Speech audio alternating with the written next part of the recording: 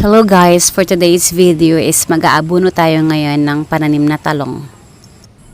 Pero bago ang lahat, mag-post muna tayo for our photos. Ayan, so let's go. Ipakita ko muna pala sa inyo guys yung bago kong nalinisan na area. So sa dami ng dadamuhan, hindi siya matapos-tapos.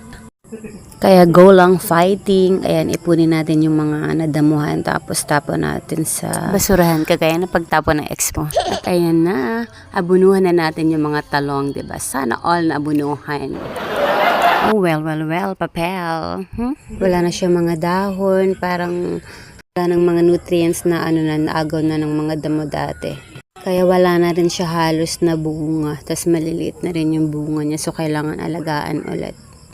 Kasi sobrang nakakapanghinayang. Hindi ko nga lang alam kung tama yung sukat or dami ng inaabono ko dito. Basta sabi nung nabilhan namin ng abono, wag daw ididikit yung abono sa puno kasi masusunog daw yung puno ng ng plants at mamamatay daw siya. So in-scattered ko siya sa medyo malayong na part ng puno. Tapos kunti-kunti lang din yung yung nilagay ko, and observe ko lang siya muna.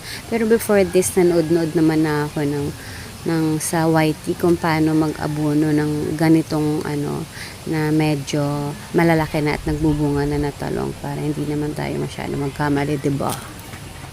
Free naman yung knowledge sa YouTube pag hindi natin alam.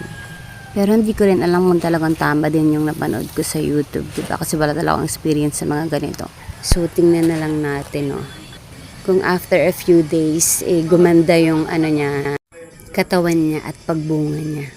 That's all guys. Thank you for watching. Bye!